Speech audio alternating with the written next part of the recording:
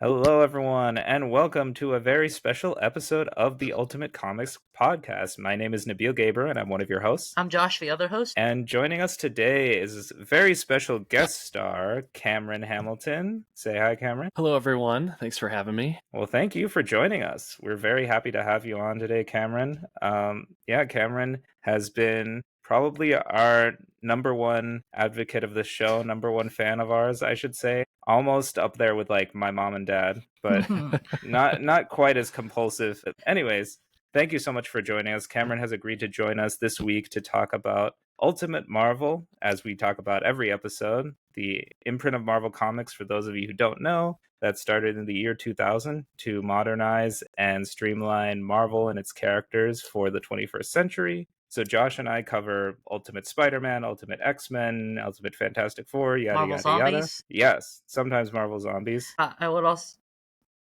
like to point out that Cameron is our first male guest, so we're breaking some gender ceilings over here, some glass ceilings. That's one way of looking at it, Josh, I guess. Yeah, because there's not enough men in the comic community. We were like, you know what the world needs? More men. More men who are into comics. There weren't enough men on this podcast. We only had two, and we needed one more. And when Annika joined us a few times, and when India came on, it upset the balance of things. So we needed to course correct, apparently. I feel your girlfriend is basically like a co-producer of the show at this point, considering how involved she is in edits and advice and everything. I mean, she's still waiting for her opportunity to come on. But yes, she is a very valuable silent partner. Yes. She makes all the hard decisions when I don't want to. So there we go. But yes, this episode, we are back to talking about Ultimate Spider-Man. We're talking about issues 79 through 85, the Warriors story arc of Ultimate Spider-Man. Yeah. And we saved this episode specifically for Cameron. Cameron, you want to introduce yourself to the listeners, talk about your history with comics and Spider-Man and Ultimate Spider-Man and all that jazz? Yeah, of course. And I actually wrote this down to say longtime listener, first-time podcaster here. Thanks for having me. So my introduction to comic books, like specifically reading and collecting as a kid, was Ultimate Spider-Man. With this, like specifically Ultimate Spider-Man 79 was the first comic I'd ever read and bought, like from a comic book shop. I was like about 14, I think, when I had bought it. So, yeah, I just was on spring break, went to a comic shop with my family, got a couple books. It was, I think, like 79 through 82 or something, because I wanted to like read a few in succession. Yeah, and I like loved it. So I went back, got the last couple comics for this little run, this little mini series of for like part of it or whatever, and I was hooked ever since. So then I started collecting, just ended up collecting the entire run as a kid, and fell off like a little bit before college, and then got back into collecting big time again during COVID, and then just like reading like everything new and like going back and trying like branching off from Ultimate Spider-Man, because that was literally all I had read and collected as a kid, and kind of branching out and doing a little bit of everything. Definitely more Marvel, and kind of getting into indie stuff too, like a little bit of DC here and there. But yeah, mostly Marvel stuff, and it's been just such a fun ride, and like meeting people in the community. It's just been so fun, like getting to know people and stuff online, just from the love of comic books and everything. So it's just been awesome. No, absolutely. I totally agree with that last part about just getting to know people online from the love of comics. I mean, or else none of us would have met. I mean, I would know you, Josh, but still, it's been wonderful connecting with you, Cameron, and it's amazing that this conversation here, this is the first time that we officially met outside of, it's been like almost a year, it feels like. Yeah, since me making sly comments and and mostly just quoting Josh, if anything. Something wild that Josh says. That's how I know that you've actually listened to the episodes. So many people will like our photos or our reels or whatever, and I'm like, yeah, but I don't know if the data in our analytics matches up with that. But when you quote Josh, I'm like, yeah, you listened, you know exactly what went down on this podcast. I know about you, Cameron, because Nabeel would send me screenshots of your messages, and I'm like, oh yeah, about how you're like an MJ hater, and you're just like here to defend Gwen Stacy. I like Gwen Stacy, and that being said, I found out today I am not the only MJ hater, finally. Wow, really? You're Yeah. saying on the entire planet there's more than one person who doesn't like the character of Mary Jane Watson? I'm not even I an mean, MJ hater, but All right, I think you well, just said that you are, and you're not the only yeah, one. we So can play it back if you want.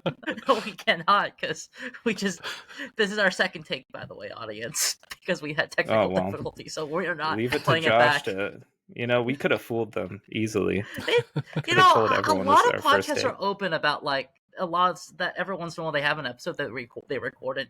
It doesn't go it's through, and they fine. record We'll edit this out. So Yeah, it. I tend to just edit out stuff that I don't like that Josh says usually. So there. Speaking of outing yourself for stuff, but yeah, that. Thanks again for joining us, and for those of you who are just listening and can't even see, Cameron, you've got some like wonderful graded comics on the wall there too that I couldn't help but notice as soon as you came on the call. Is that yeah, a signed Amazing Spider-Man 39? it is. It's I actually just got it this week. I've been after it for like a year and a half. It's signed by John Romita Sr. Oh, So wow. Nice.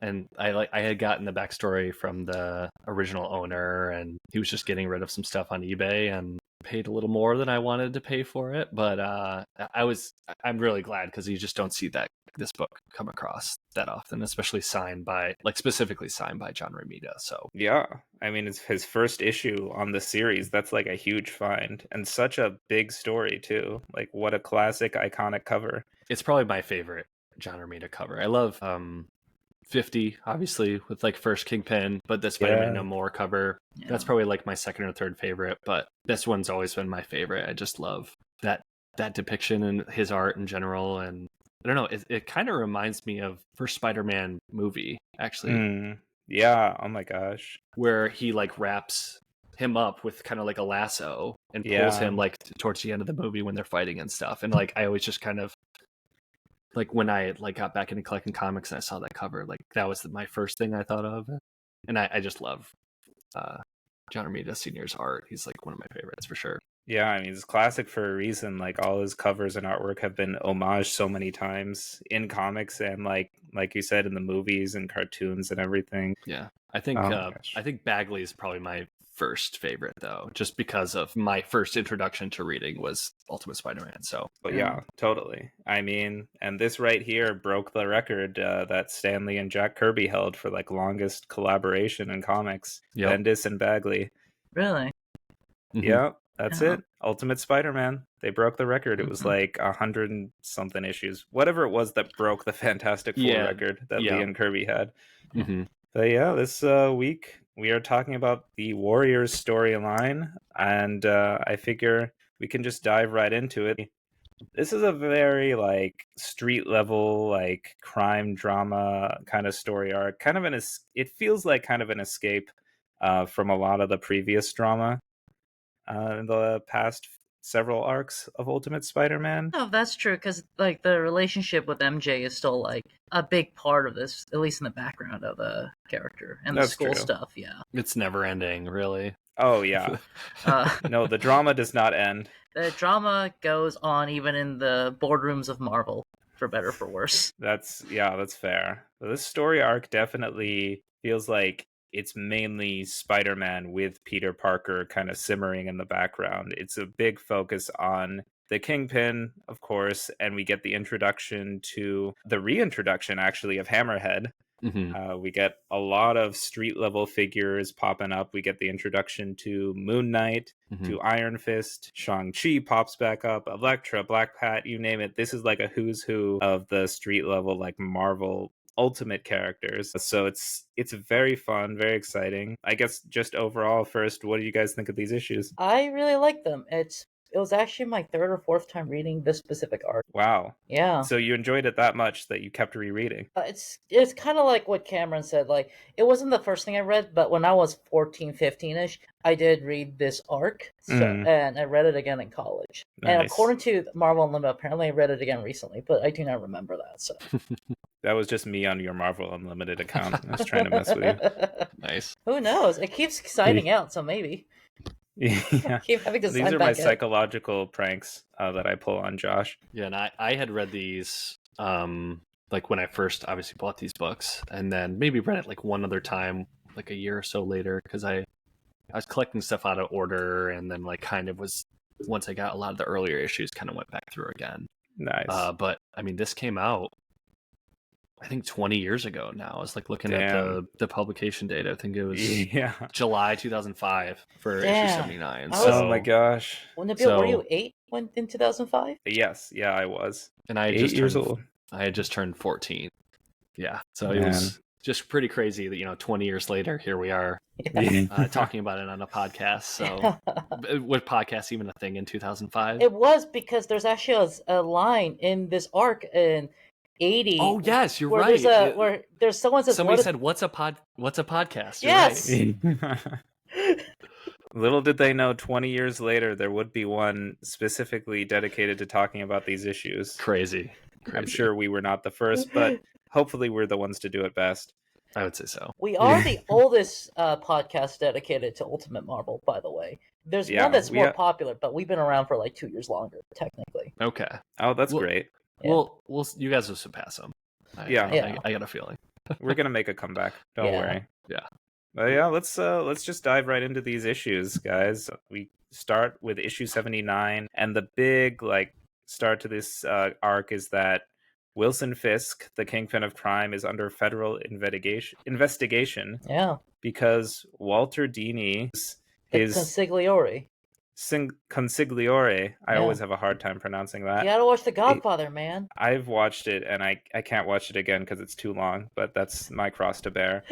Yeah, his consigliore, as they say, Walter Dini, is the main target of investigation, so the Kingpin is in trouble, and we're introduced here to Silvermane, who is a classic Spider-Man villain from the main line of comics, mainly for those of you who read the classic Tablet of Time saga back in the 60s. But yeah, Silvermane is talking to this mysterious, shadowy figure about, all right, it's our time.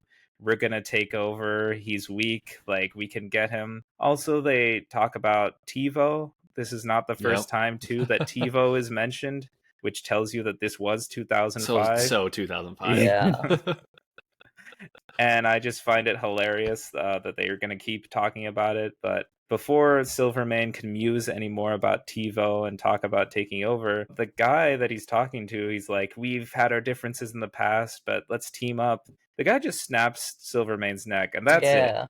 He twists it all the way around like an owl. It's brutal. Is that his first introduction into the Ultimate? Oh, yeah, I hadn't seen Silvermane So he was before. in a couple pages and immediately murdered. Yeah, they're actually bait and switch. You wanted to see Silvermane? Maybe, I don't know. I'm kind of lukewarm on the villain, if I'll be honest. But you thought you were gonna see Silvermane at least. Never mind. I think JK. I think Ultimate Marvel does it a few times where they're teasing up a big villain from 616 and they just kill him. Yeah, I mean, it makes me think of... I mean, this isn't the same thing, but it makes me think of the first time Kraven's introduced. Yeah. Where they, build up Kraven the Hunter. And he's just a phony. Yeah, he just one-shots him. Right. Which is a bummer, because Kraven is actually, such a cool villain. Such a cool Spider-Man villain. Silvermane's okay. But yeah. By comparison, I'm like, Silvermane, this is not that big of a letdown. That's actually going to be Sony's next big movie. It's Silvermane. Yeah. Well, I feel Silvermane has potential, because in the anime series, one of the things I remember the most is Silvermane trying to steal Spider-Man's powers and accidentally taking Vulture's elderliness instead and just getting old. Yeah. Yeah. Well, then doesn't he turn into a baby? Oh, yeah, he turns into a baby, too. Yeah. Yeah, I think that might have been the ending to the original comic too, the Tablet of Time. That, or he just vanishes. I think he vanished. He literally went back to the point he didn't exist anymore, if I remember. And they couldn't do that on the 90s show, I guess, because it's a kid's show, so they just turned him into a baby instead. It's a little funnier too. Yeah, that is much funnier. It was more dramatic in the original comic than funny. But yeah, also it's revealed that the guy who snapped Silvermane's neck was Hammerhead, so he is going to be the big bad of this arc. Then we cut back to Peter Parker in high school, and this kind of gives us the perspective of Peter from the previous issue, which was mainly from MJ's point of view, where he's kind of sitting in class and the teacher's moaning that none of them could watch a DVD for their homework. Yeah. That was their assignment, and they couldn't do even that. So that all Peter can think about is that he just broke up with MJ, and he's like, oh, I wanted her to be happy. Oh, it's the classic post-breakups, oh, why can't we be together? Oh, right, because she's gonna get put in danger. Mm-hmm. And I just had to write down this great line where he's like so frustrated and angry in his like internal monologue. He says, "With great power must come not making out with my girlfriend ever again," which is so incredible. I think it's so funny. It's also funny because while he's thinking about it, MJ's gonna make out with someone else in like an hour. Oh man, gonna rub that in again, Josh. Yeah, I will. It was a mistake. It was a one-time thing. I don't think we ever see him again. We don't know. Happens. Who do you? I don't even remember. Who do you make out He with? was like Molten Man. Mark Raxton. Yeah, he's okay. like Molten Man in here. He's just a guy. It's a Right. cool He's like guy. a punk rocker. He's As a they punk say. rocker and a basketball star and a senior, which I remember everyone thought was a big deal in high school, back in the 2000s apparently. Yep. So like it was a moment. It's a rebound. It's fine. I feel like we can move on, but Josh does not agree with me. He's an MJ hater, so I'm not an MJ hater. Yeah, Josh gets called out once again. Cameron's calling it like it is. Josh is an MJ hater. I've been doing the comment section on Instagram, and I finally get to do it in person. Yeah. So. Came onto this show just specifically to tell Josh to his face, "You are an MJ hater. Don't deny it." I do hate the marijuana. All right, well, some Mr. Goody Two Shoes over here. It's legal in some states. It's legal in my state. Then you're just a hater. It's not even about the law anymore. Anyways, yeah, then we get the scene where Peter leaves class. He storms out. The teacher's like, "What? Don't leave. Where are you going?" And he's like, "What are you going to do? Fail me? I could teach this class." And then he goes straight into Spider-Man mode. He's swinging around. And we get this interesting line from Peter that I noticed becomes kind of like his attitude throughout the rest of this arc, where he's like, "Yeah, I don't know why I thought like quitting Spider-Man was the answer. It's Peter Parker who's the problem. Peter Parker no more. That's what I say." And that seems to be his attitude throughout the story. It's very intentional that this is a very Spider-Man first kind of story because he's running away from his life for all these issues. Like this entire arc, he's just like ditching all his problems to go be Spider-Man. And it's something other characters notice and think is a problem too. It's like you're more Spider-Man now than Peter Parker for some reason. Yeah. Little foreshadowing. Yeah. MJ calls him on that exact thing. So, and it's very interesting because I feel like so much of the time Spider-Man is seen as a burden, and so much of the time it's seen like it's ruining his life. And now he's flipping the script on that and being like, you know what, this is my escape. This is like the only time I'll be able to do anything good and like have any kind of control and change things is if I'm Spider-Man. So it kind of also reminds me of, this will come in like a decade when we get Superior Spider-Man in 616. The big thing is when Octavius takes over Peter's body, he considers just getting rid of Peter Parker and just being Spider-Man full time. Yeah, and we all saw the downfalls of that one, the pitfalls that came with the Superior Spider-Man. Yeah. Spoiler, he was not superior after all. We cut to Fisk, who is then awoken by Mr. Dini, his consigliere, and we get a shirtless Kingpin shot is what I had to note because, oh my gosh, that's insane. He's a hell of a specimen. It's crazy, like... We talk about like the workout routines that like these Marvel actors go through. Like put that to screen. I mean, I want to see a shirtless Vincent D'Onofrio like this. That's insane. He's an absolute unit. All muscle too. It's crazy. Kind of reminds me of like some of the cows I used to work with. Like there are bulls, and they're just you just see them pure muscle, and I'm like, dang, that's actually honestly exactly what I was fishing for, Josh. What? Thank you. I wanted to hear you compare him to a bull. He is a bull. It's like an animal. Yeah, I mean, he is in like all the worst ways. I do think it's like the thing with Kingpin is like he's a fat guy, but like there's always that scene in like a comic or a show when Spider-Man first meets Kingpin and he goes like, "I'll have you know, Spider-Man, this is all muscle," and it's a joke, and he punches Kingpin and goes like, "Oh, this is all muscle." Yeah, no, he's not joking around. That guy must weigh like half a ton. No, yeah, he's huge. But he's awoken to be informed that Silvermane is dead. And now Kingpin's like, all right, well, who's doing this? Because now someone is clearly after my territory if they're going after Silvermane. And so he asks for Elektra, his number one enforcer here in the Ultimate Universe anyways. Things are heating up, and you know things are heating up because in a warehouse there's an illegal TiVo deal going down at the docks. Probably like the shadiest activity you could do in 2005. Well, I do sell remember some TiVos fell off the truck this morning. In 2005, like, smuggling DVDs illegally was like a big deal for criminals to do. So, like, why not? Yeah, well, it's like those ads that they'd have on DVDs back in the day. You wouldn't download a car. Piracy is not a victimless crime. Yeah. Yeah, I was like, well, I would if I could. I'll be honest. I remember growing up in LA in that time, like the actors union and the musicians unions would go on strike over like pirating. Yeah, So I mean, I can see. What a time. yeah. I love this. And so, since it's such a big deal going down with the TiVos, Hammerhead shows up with the Enforcers, probably like the most overlooked, hilarious villains of the Spider-Man world. You got Fancy Dan, you got Ox, you got Montana. So he's not messing around because he's muscled in on the Kingpin's crew. But to be fair, he does point out later on that, like, hey, these are like the C-rate villains. If you can, you want to upgrade. Yeah, but I would take them over Hammerhead any day. I don't know what Fancy Dan's got up his sleeve.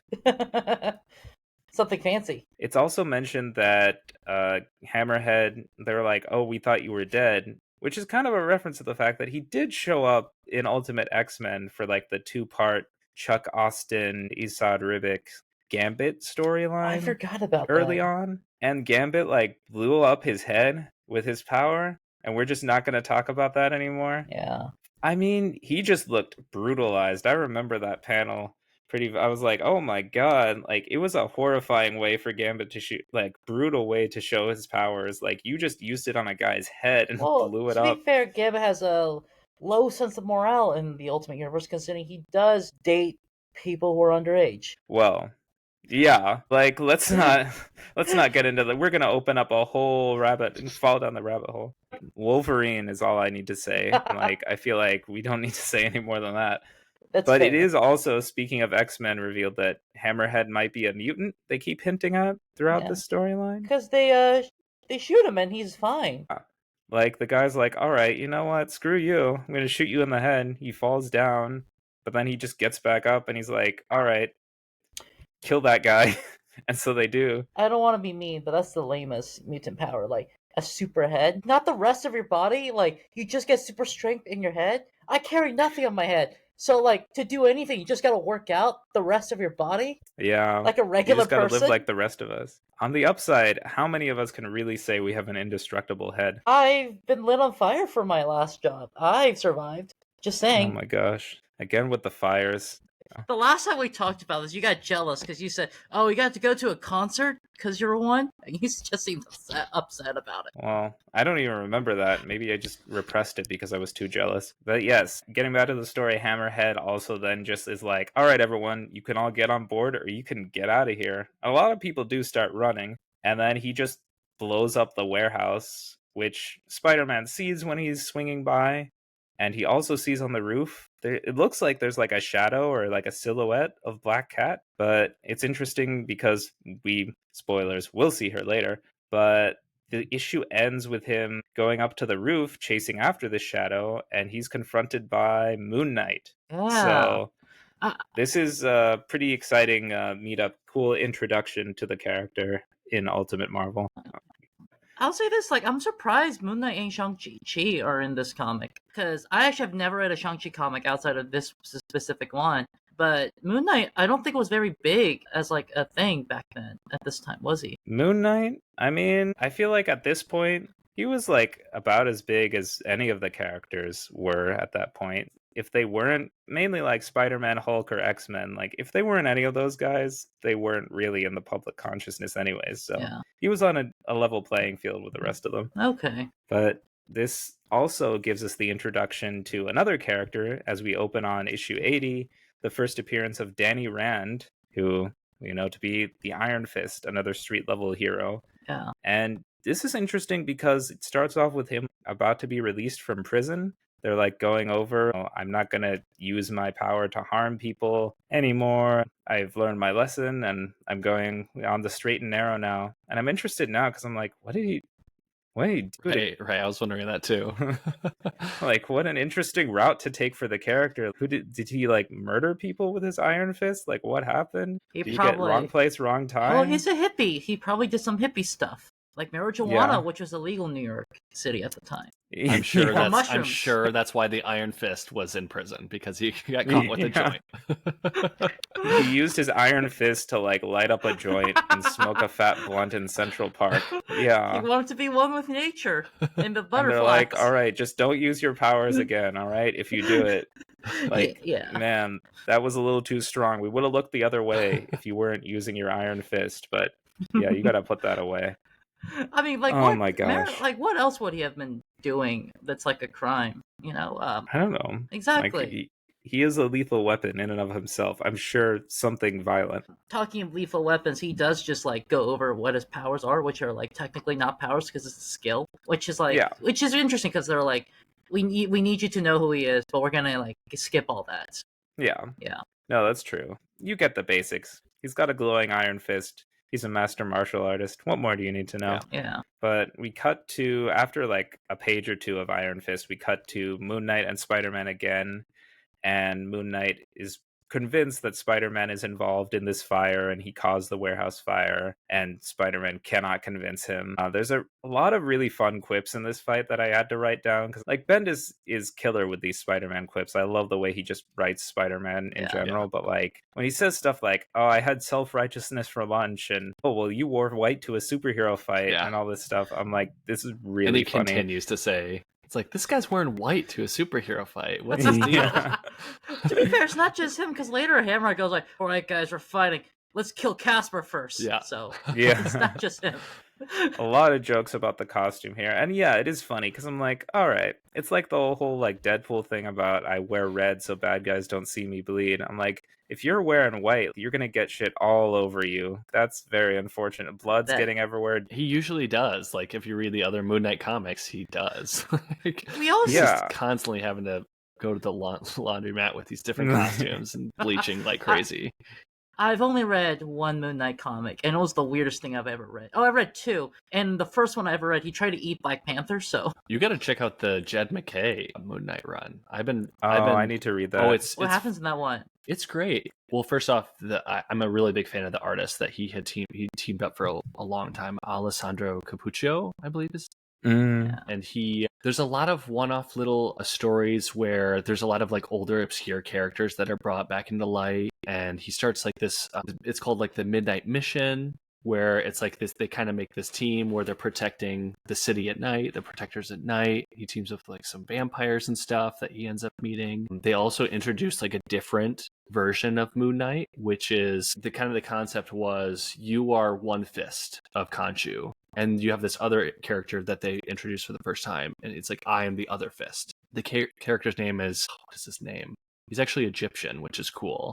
I'm drawing a blank on his name, but it's like a cool... I'll look it up when we have a second. But I met the character, like I've seen him in like Hunter's Moon. I know what you're talking. Hunter's Moon. Yeah, Hunter's Moon. Because I read Blood Hunt and everything, like, and I'm like, wow, what's going on with Moon Knight? I have no idea, but I've had that on my like to read list forever as the Jed MacKay run. It's fantastic. I started from there. Actually, I think I started because I just got in. I think the Moon Knight show got me in wanting to read more Moon Knight in general, and just because like I've just always liked the character, but wanted to read more. So I went all the way back to the beginning of like Mr. Knight and like that run, and then have just continued all the way through. And I think honestly, the Jed MacKay run might be my favorite of everything that I've read from that. So. Dang, yeah, I've just read like the Mr. Knight run, the Warren Ellis, Declan Shalvey stuff, and then did the Jeff Lemire run, which I really love too. And that seemed to be like a huge basis for the show from what I saw, the psychology of it all and everything. But yeah, I love Moon Knight as a character. Oh, all right, you've convinced me. I got to read the Jed MacKay one. But the fight concludes with Spider-Man and Moon Knight when the cops show up and Spidey just bounces out of there. And we see a Daily Bugle headline that really, they call him Moon Man now. Put no respect on his name. Whoa. Just like Moon Man terrorizes. That's a David Bowie song. It is. I thought it was like Starman. Oh, wait. No, yeah, he is this. David Bowie is the Starman. Oh, Moon Man damn. might I got it wrong. Moon Man might be something else, maybe, but yeah. Oh, I'm messing up all my David Bowie facts right now. I mean, I think we should have like a supercut of all the times that you've like had the wrong name for something at this point. And I'm convinced, Josh, you're saying things wrong on purpose at this point. It's 75-25. Okay.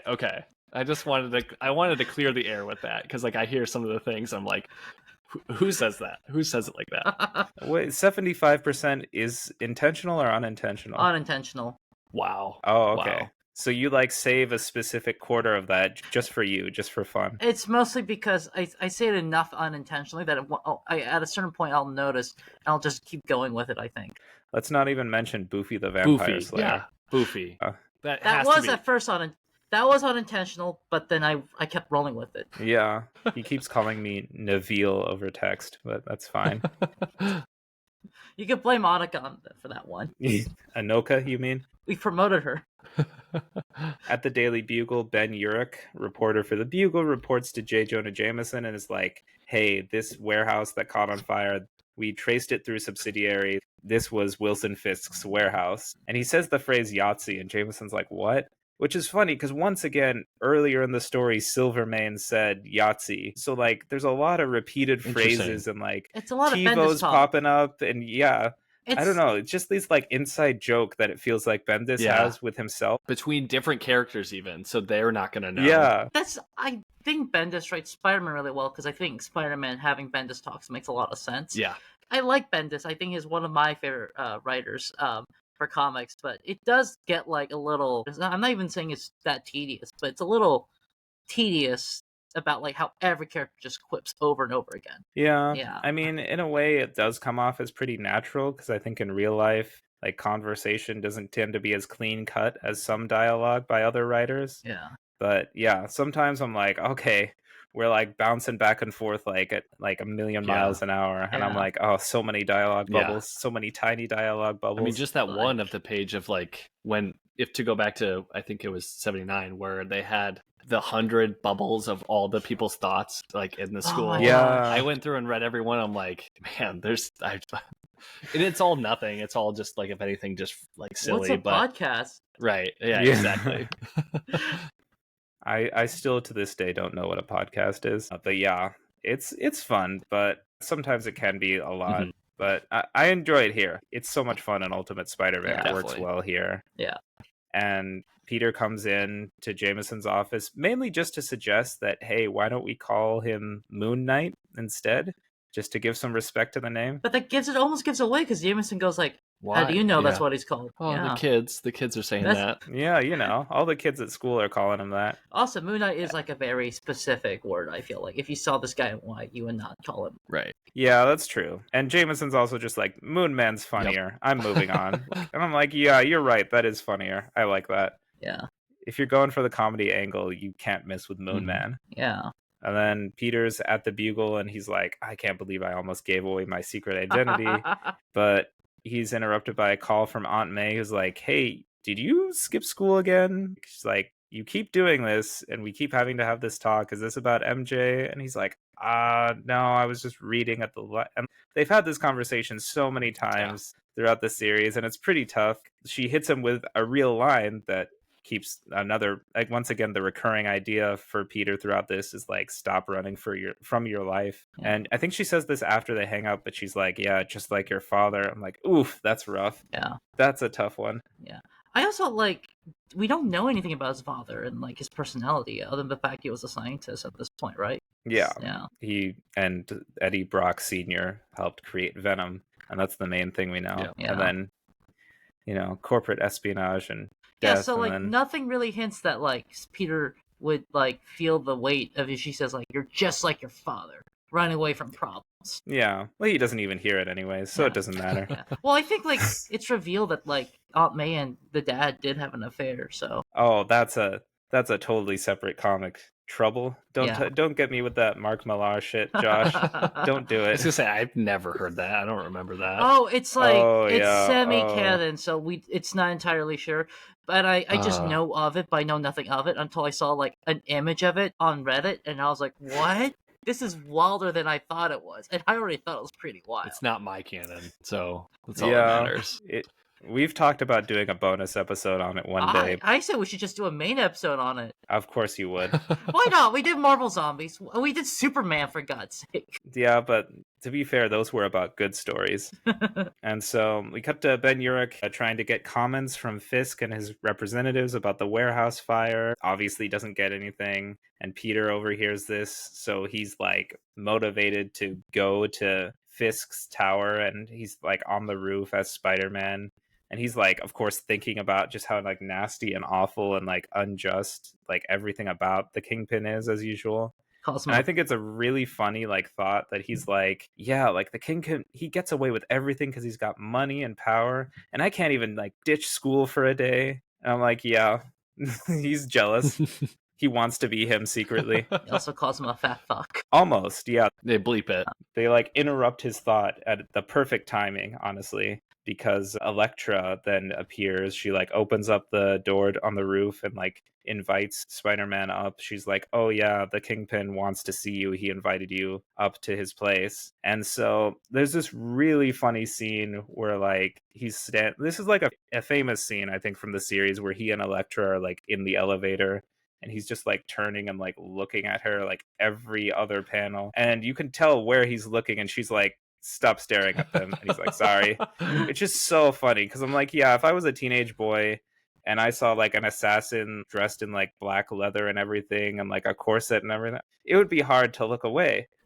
I'll be honest. So I'd look away. I'd be scared for my life. She's an assassin. I mean, there's mixed feelings there. I'll be very real. Maybe out of the nervousness, you'd like look because yeah, maybe. But that's the thing. Yeah, but Peter does have this habit of doing this when he and Matt and Jay break up. Because I think the first time they break up, he's in that college with Eddie Brock, and he's just staring at all the college girls, and he goes like, "Oh, ow, a bunga" or something. So man, Josh is out to get all the horn dogs exactly. once again. He's out on his Puritan mission once more. I know. I don't like horn dogs, man. They're the root of all problems on Earth. And he will die by this statement. Yeah. There's only one horn dog I like. Who's that? I can't think of his name. Okay. All right. I was worried for a second. I was like, this better be good. What's he going to say? Apparently he didn't have an answer. I thought I'd come up with one. And then nothing. But it's really funny because then Spider-Man shows up to the Kingpin's place and he's like, yeah, have some pizza with me. And I'm like, wow, okay. This is a very casual, like, sit down with the Kingpin of crime, having a slice. Well, the thing with Kingpin is that, like, I know comics go back and forth, but, like, he does have, like, some ideas of morality sometimes, and is kind of classy, like he can be friendly at times. He's like, he supports the small business, he likes it, he's offering pizza, and Peter actually eats the pizza with him. You know, this sounds like Kingpin propaganda. I know, you, Josh. Jeez. Hate a Mary Jane, but like standing Kingpin. What is going on? Well, man, he creates jobs. Okay. You literally wrote in the script, Kingpin is actually pretty classy and down to earth, likes pizza and supports small business. This Kingpin? Like, is this Wesley's talking? His, like, assistant? I don't know. No, I'm just saying he is kind of nice in this scene. Like, he's buttering Peter up. He wants to come up. Yeah, he's buttering him up. Yeah. Like, you see why he's doing this. Like, he's not just being a nice guy to be a nice guy. But look, Peter wouldn't do that. Peter takes the pizza. If he was a congressman, he'd be in jail. Well, luckily he's got a secret identity, and everyone thinks he's a criminal anyways. I'd take a slice if I were him. Slice. I don't know. It was probably a naked slice, too. Thank you. And, like, there's drool from both characters on the pizza, so he's right. It's a good pizza, apparently. It looks good. Yeah, I mean... He said he bought the shop.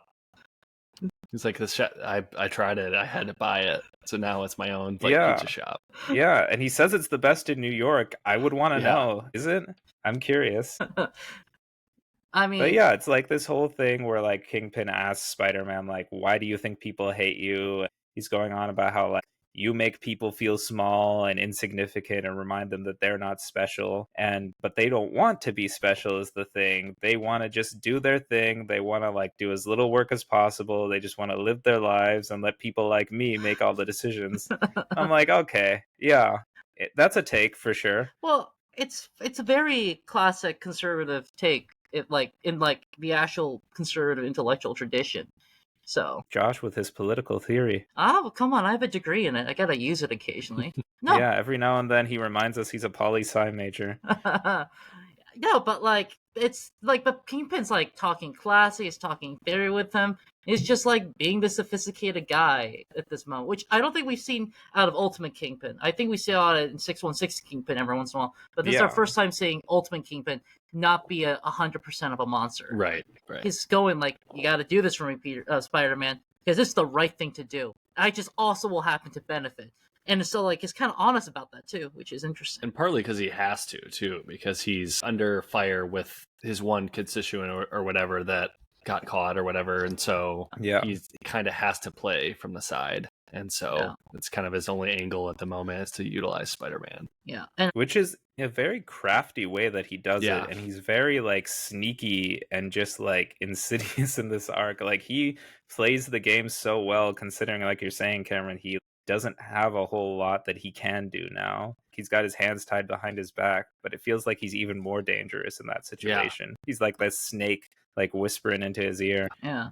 But what's interesting, I feel, though, is that I feel it's a very common trope now in comics, is that, like, the superhero would always keep, like, some moderate supervillain in charge of crime. And Kingpin goes, like, you gotta keep me in charge because Hammerhead's worse. Yeah. Yeah. That's the whole thing. He's like, all right, well, I'll benefit from this, but can you really sit by and watch Hammerhead get innocents caught in the crossfire? Yeah, he said people will die. Like, people have already died in the explosion. He's going to continue to be on a rampage if you allow him to do what he's doing. So he's got him. Yeah. And that's like how the issue ends is like, all right, well, this sucks. He didn't want to like have to stand up for the Kingpin and do his dirty work for him, but he's like, well, I'm not getting much of a choice here. Like, I gotta stop Hammerhead either way. Yeah, Hammerhead won't invite him for pizza, just saying. I mean, I'll give you that. Maybe not the best slice in New York, though, that's for sure. Yeah, he wouldn't. Yeah. Unfortunately. But so I think in DC, this is around the time like Batman comics were kind of going like, well, Batman doesn't go after Penguin that hard because he wants Penguin to be around to keep like the scarier gangs in line, I think, was when they're moving here. And so it's kind of like this trend of like superheroes keeping like this villainous guy who's kind of professional-esque enough to keep like the scary gangs away, you know? Yeah. It's like, I'm bad, but it could be worse. Yeah. Like what is it, the scale or whatever, you don't want to like tip the scales of like chaotic evil. It's like more like neutral evil or whatever. Exactly, yeah. And so we start issue 81 with Peter lost in thought. It's a cool montage, that double page spread of him just like going through the motions at school while all the noise is around him. He doesn't really care. It seems like he just is like wandering through a sea of people with all the jibber jabber of Bendis speak around him. And there was a fun Seinfeld reference, I'll give him that. If you look closely, I'm like, oh, he knows what he's doing. But eventually he just like gets out and swings around as Spider-Man once more to escape. And we cut to the police station where Captain Jean DeWolf is there, ally of Spider-Man. And she's talking about Moon Knight with like all of her fellow officers and talking about, is he even really an issue? And what's really funny is in the station, you get to see there's a woman dressed as the Scarlet Witch being like arrested, and she's yelling like, I'm not crazy, like I'm not,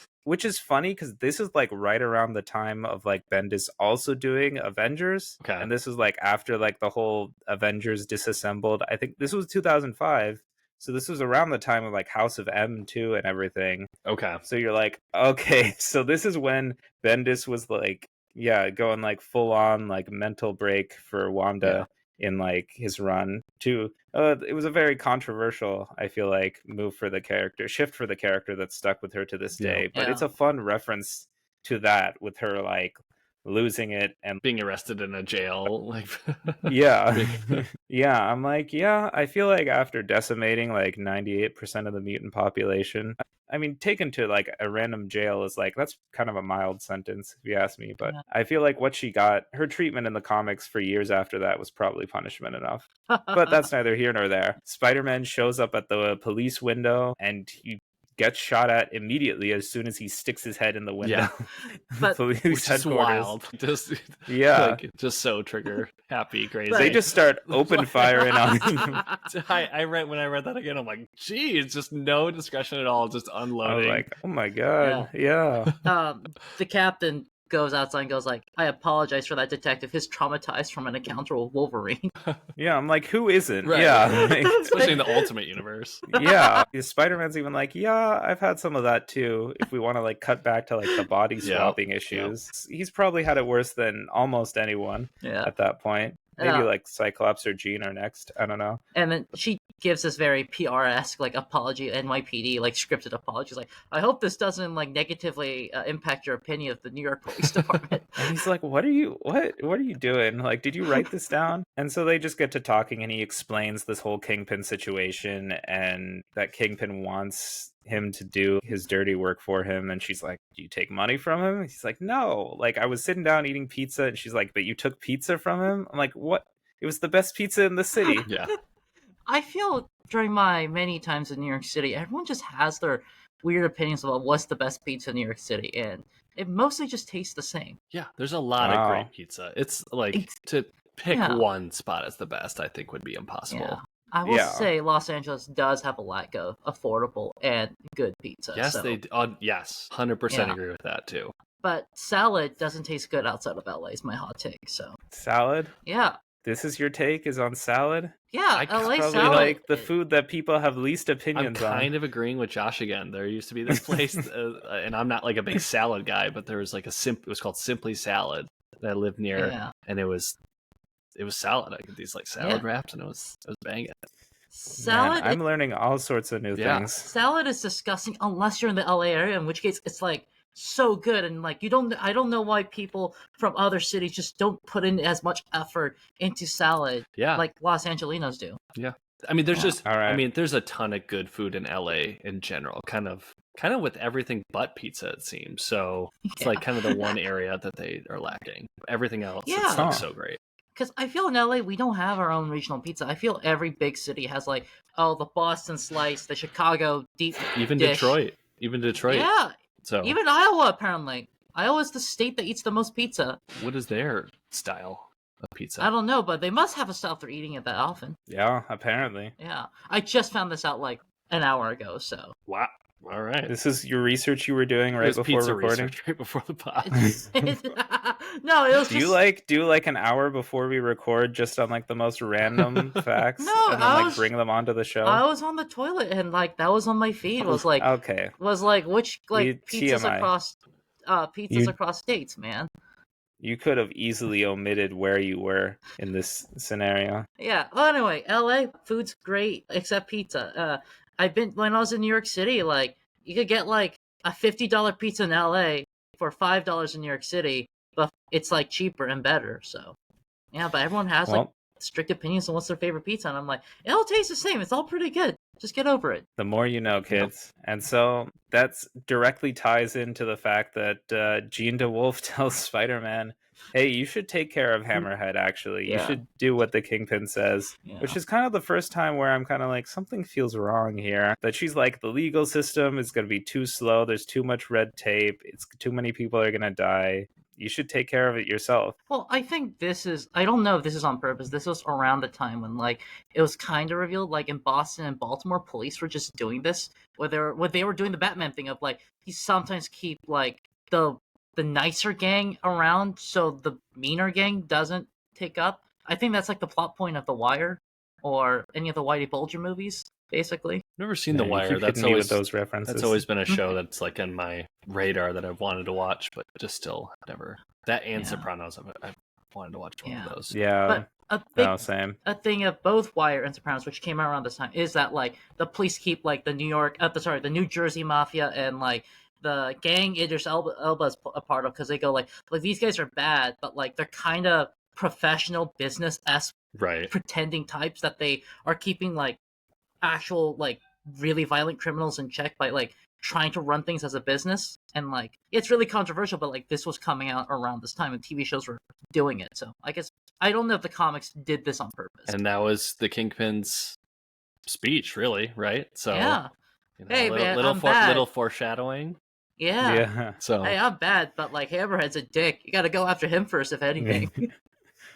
And what's really funny too is this whole like speech between the two of them gets interrupted because Jean DeWolf gets the message that like, oh, hey, there's a situation in Chinatown. Can you take care of that? And it cuts to 7 minutes earlier with Iron Fist arriving in Chinatown to meet up with Shang-Chi, returning after his first appearance in Ultimate Marvel Team Up. And they do like the classic Predator handshake and everything, the two of them.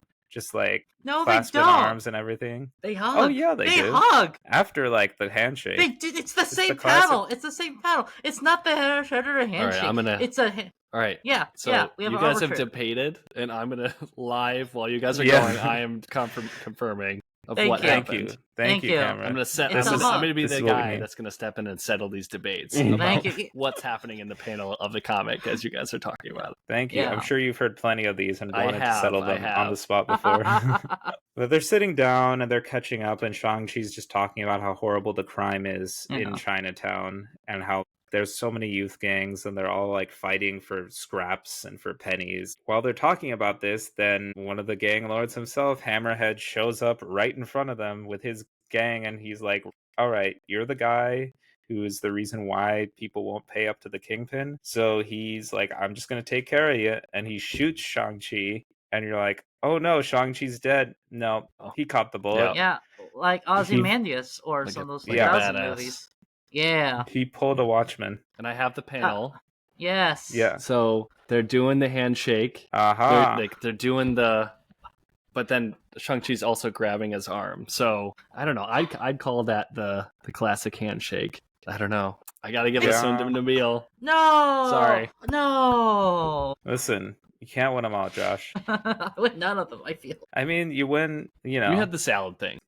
Thank you. You won the salad. Thank you. I was surprised by that. That really took me. I was like, all right, Josh has a point. You've never lived in LA. Like, you haven't had a salad until you've been to LA.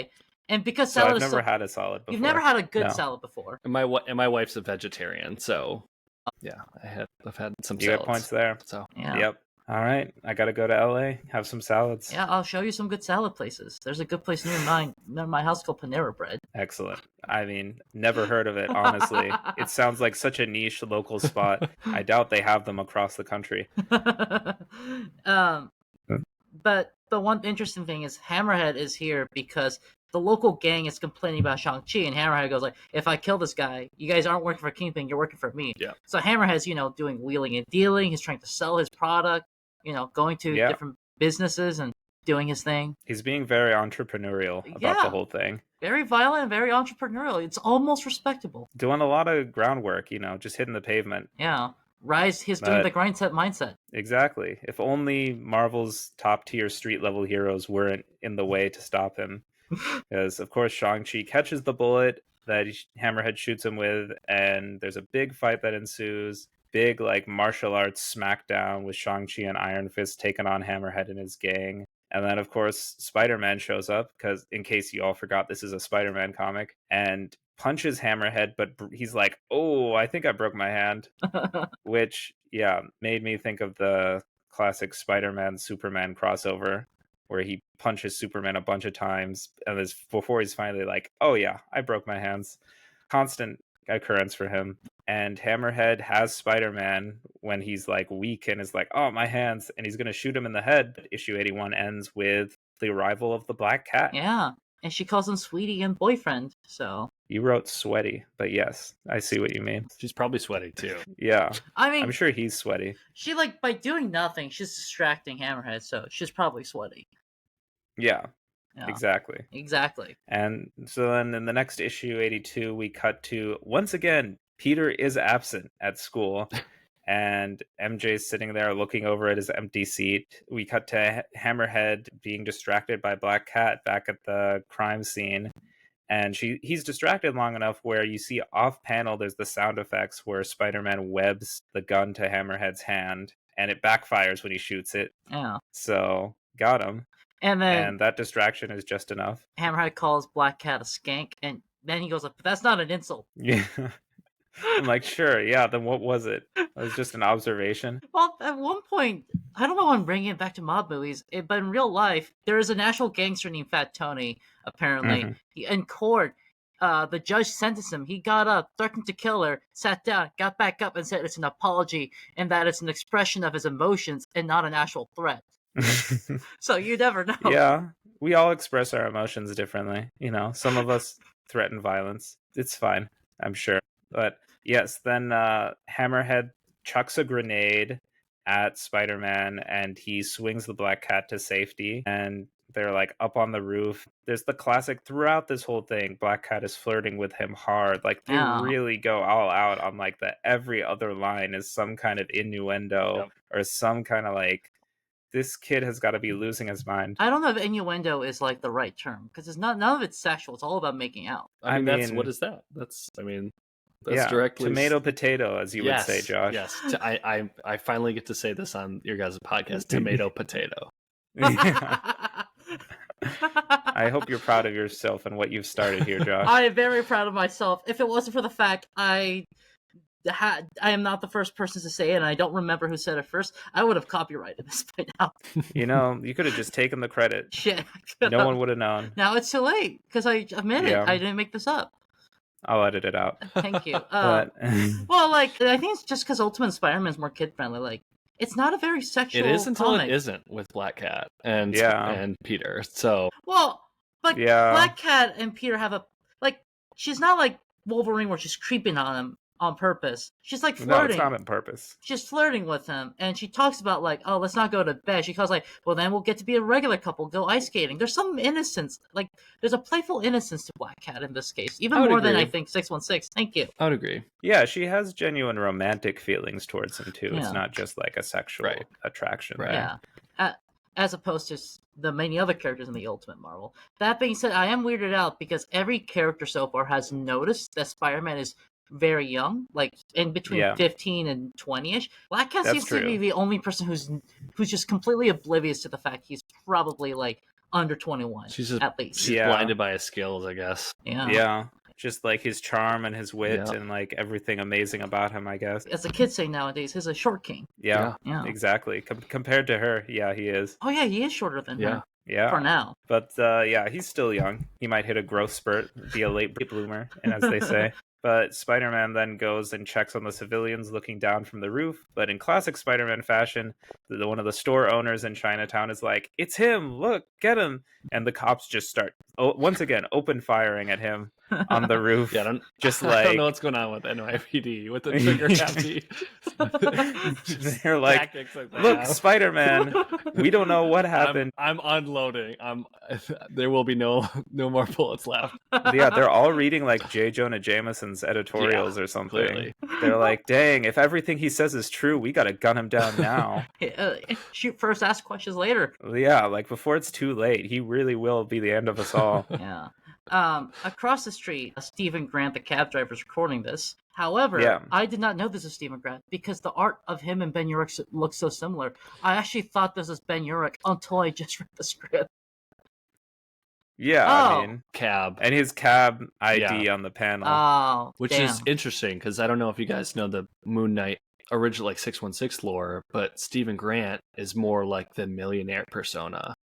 And then you have Jake Lockley is more the cab driver. Then you have Mark Spector, who is typically the Moon Knight mercenary persona. Yeah. So, and then as we kind of dive into this character more, you start to learn that these personalities are a little bit different. And then there is no Jake Lockley. And then, but there's another, and we'll get into it. I don't want to say it until we kind of get there, but kind of random. It is very different. Just because we got to do a Moon Knight special few episodes for the show and for the comic books one day.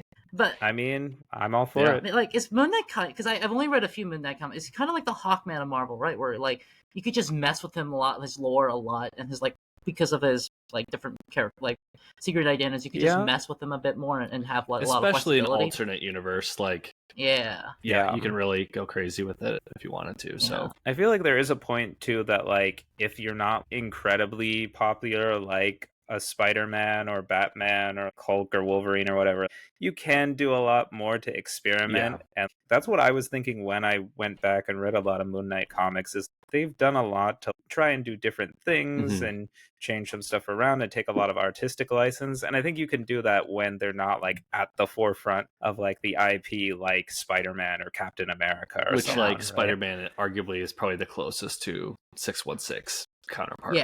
Yeah. Well, you could, if you take some like crazy swings with him, like even then, like what? it has to be like people would be riding. So but it's also why for so many Spider-Man alternate stories, it's not Peter Parker. They change it for those two reasons, right?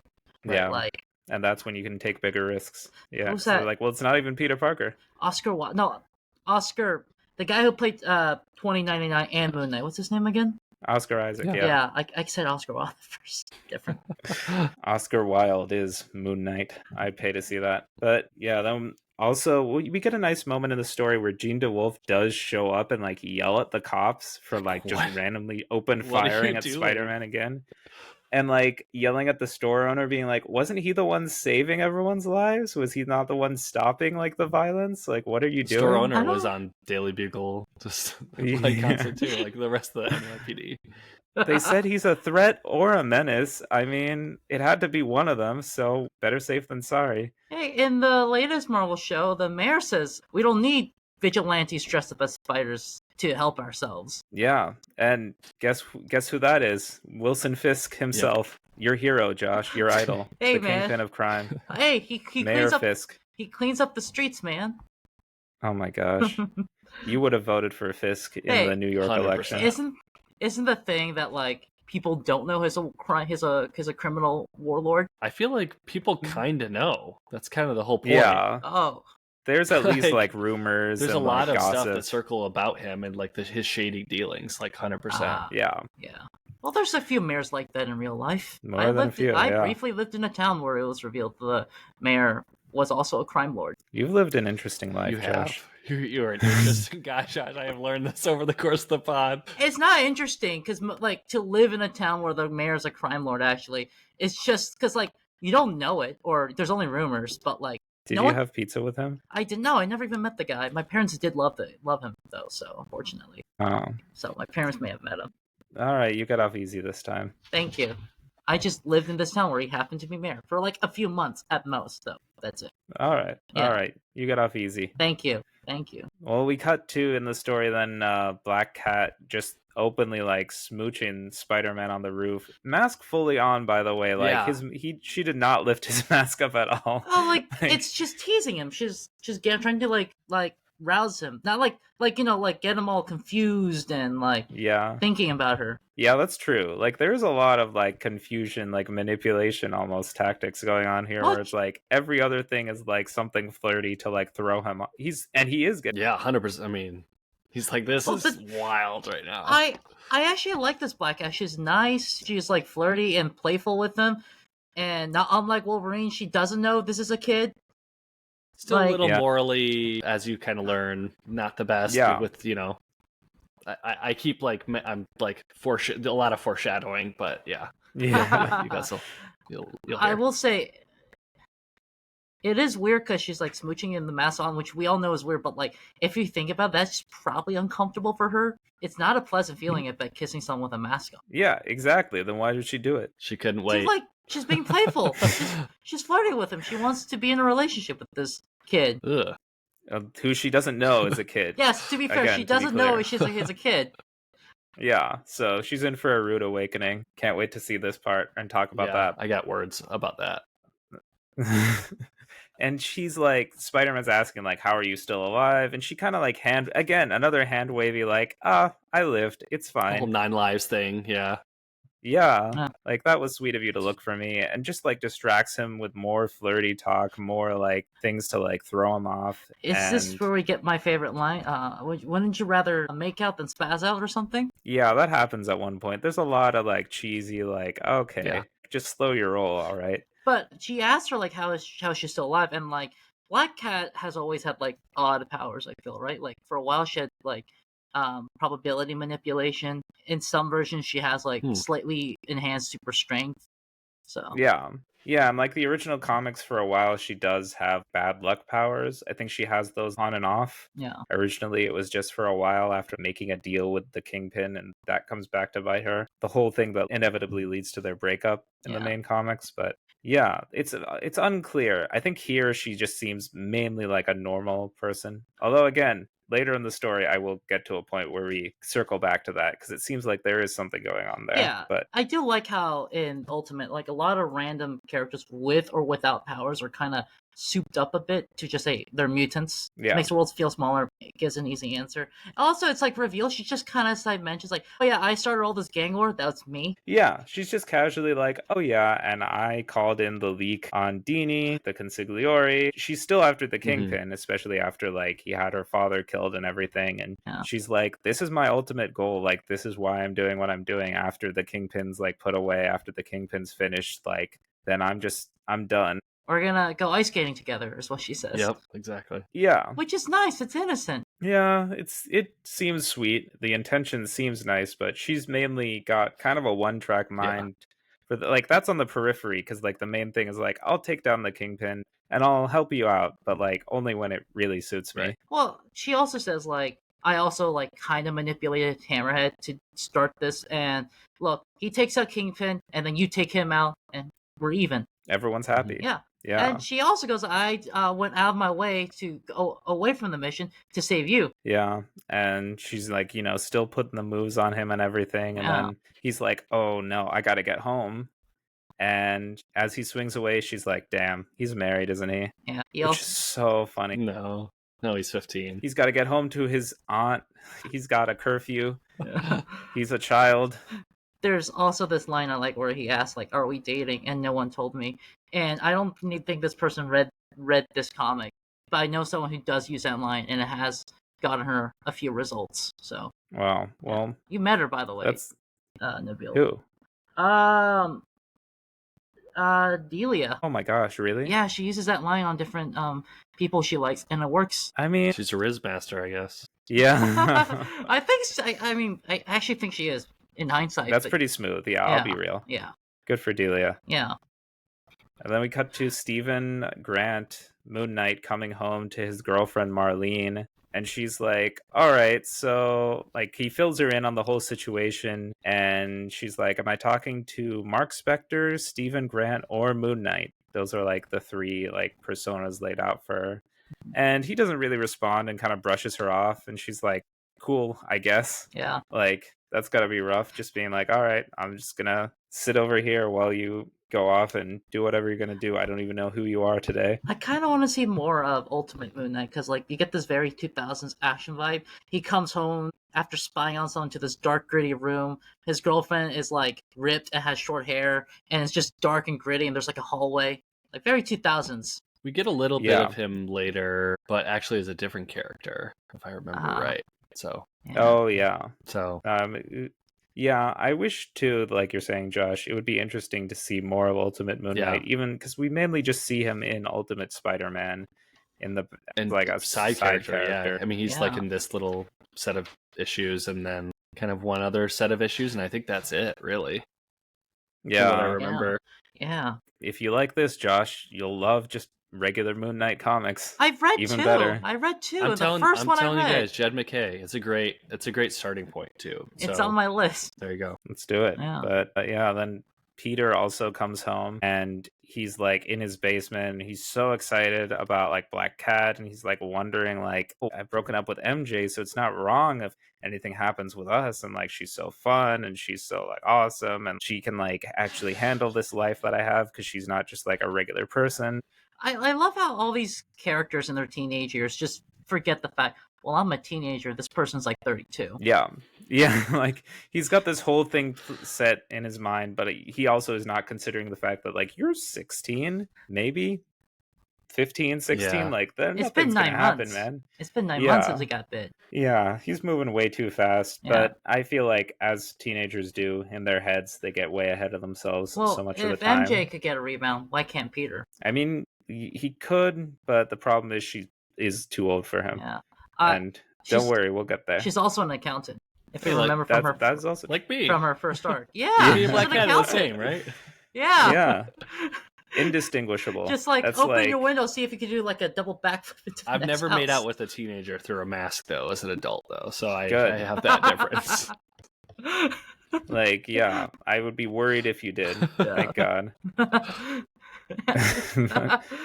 We got Aunt May coming home, and she's like, let's order dinner, and she's like, oh, we smell like dirt and perfume and everything, and they're getting along really well. She luckily thinks that perfume's not a girl. It's like she just thinks it's cologne. Yeah, and then he's just not showering like a disgusting teenage boy.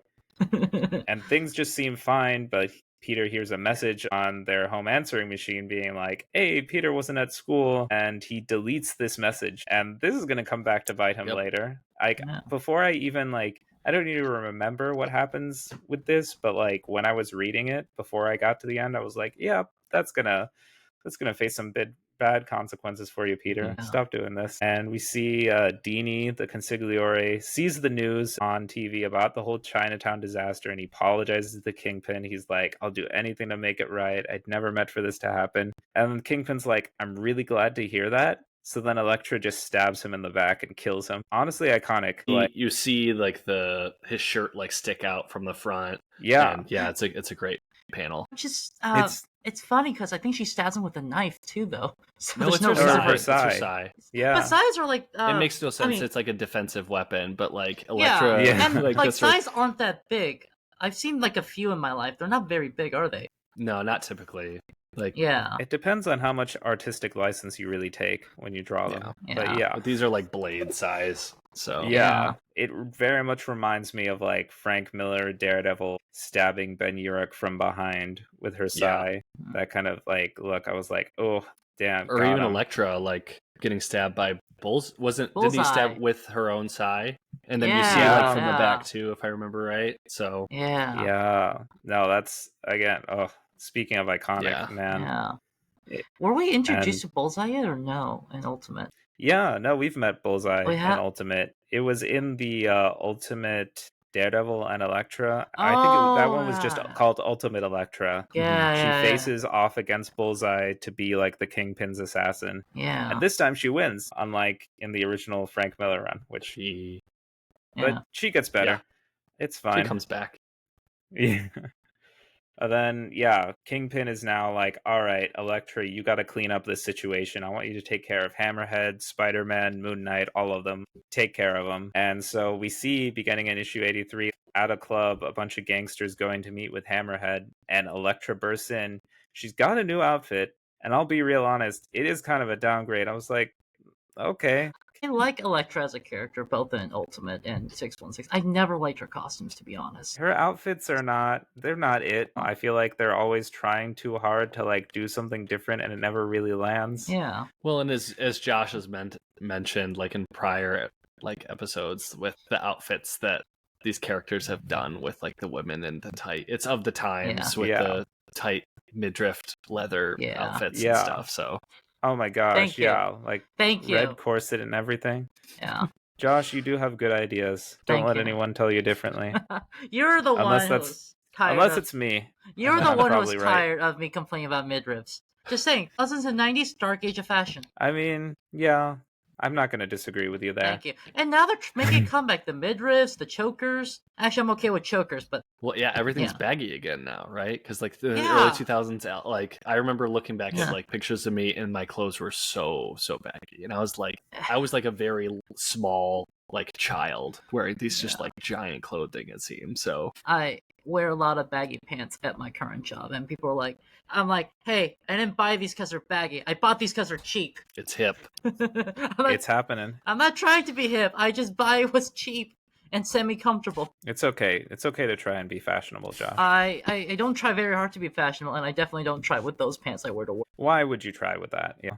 And then Elektra starts, busting some heads, going like, hey, if any of you break your deal with Fisk, it's your dead body, really.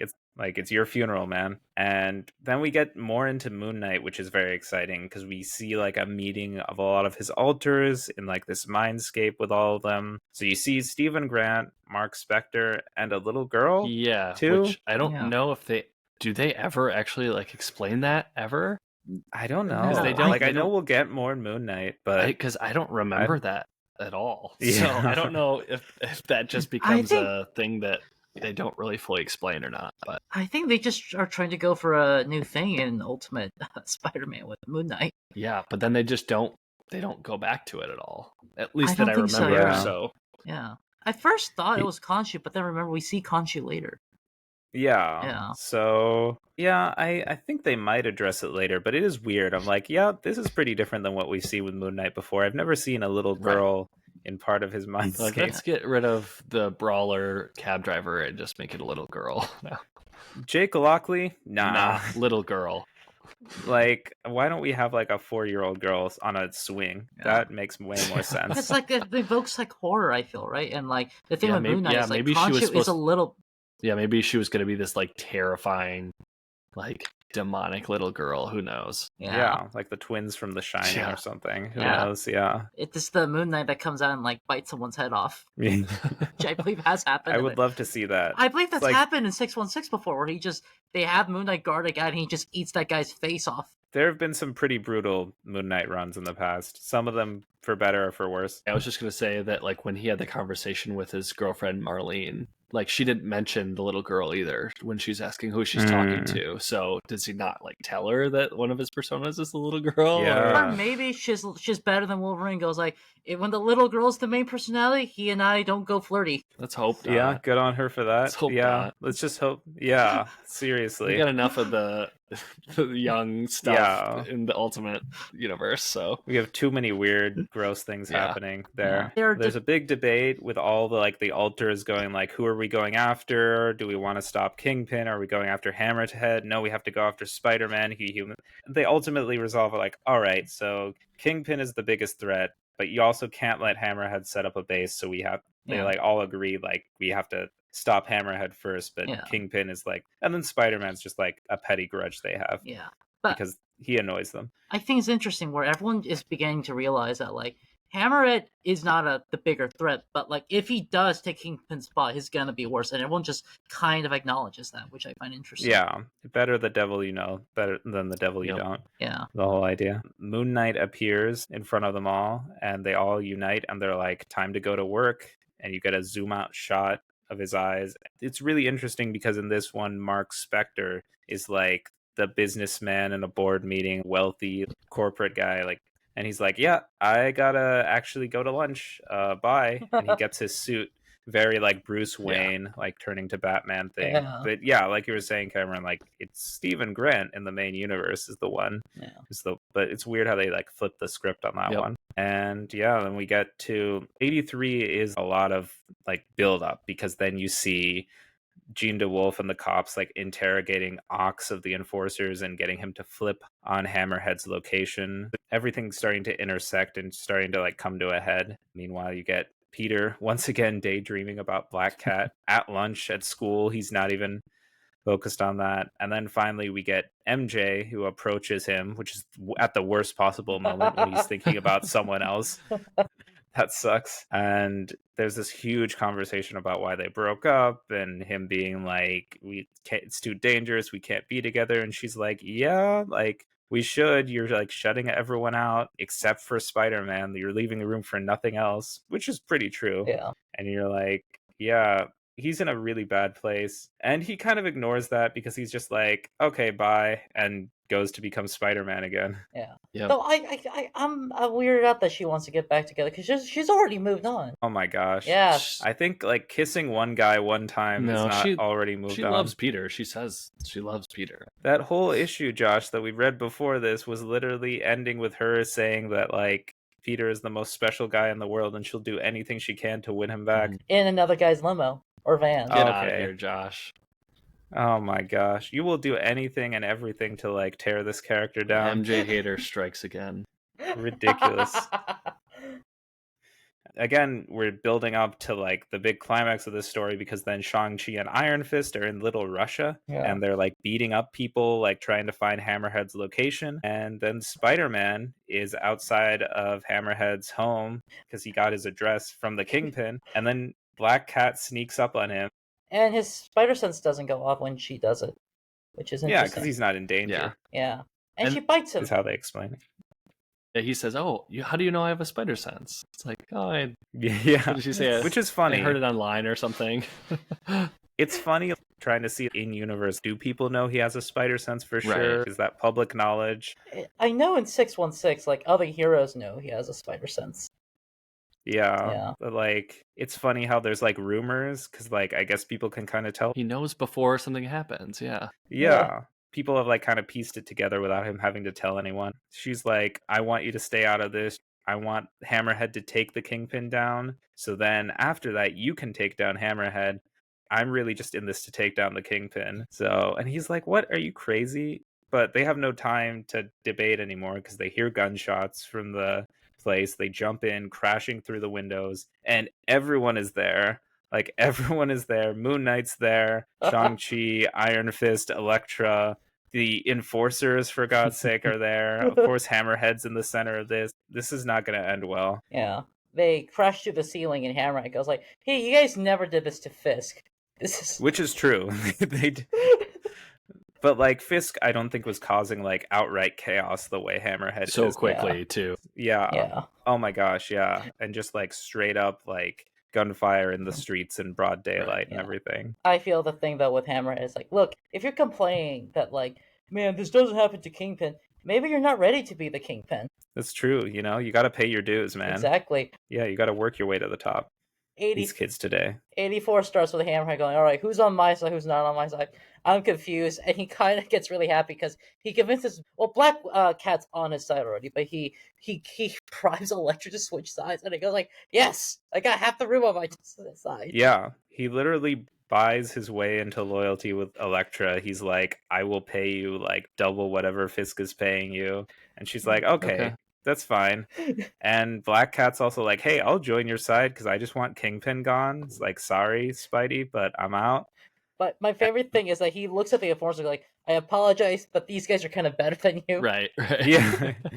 And they're like, yeah, no offense taken. Yeah, we know they're better. Like, it's fine. And so it's just an all-out brawl because now places are set, everyone's on their side. It just breaks out into chaos. Everyone's just beating up everyone. It's Hammerhead's side versus everyone else. And then eventually it just gets to the point where Spider-Man has to take control and he, like, webs everyone up and he's like, you all need to calm down. Yeah. Like, this is insane. I do like he asks Elektra out during their fight. Oh yeah, it's so funny, the banter when he's just like, yeah, I recently got out of a relationship, and she's like trying to stab him. I'm like, time and a place, dude. And then he calls the cops. Yeah, he just straight up is like, I guess I'll just call the cops because he has at least one officer on his side. He asks for Jean DeWolf, and he's like, yeah, I'm here. I got Hammerhead. I got pretty much everyone here. Shang-Chi's like, I'm on your side, man. Yeah, Shang-Chi's like, didn't we team up? Like, remember Ultimate Marvel team up? Wasn't that a thing? Like, and he's like, hey. You can figure it out after the fact. I'm calling the shots now. We're going to settle this when the cops come, okay? Which is hilarious because I'm like, the cops historically have not been on your side, right? You have like one ally in the police force. Yeah.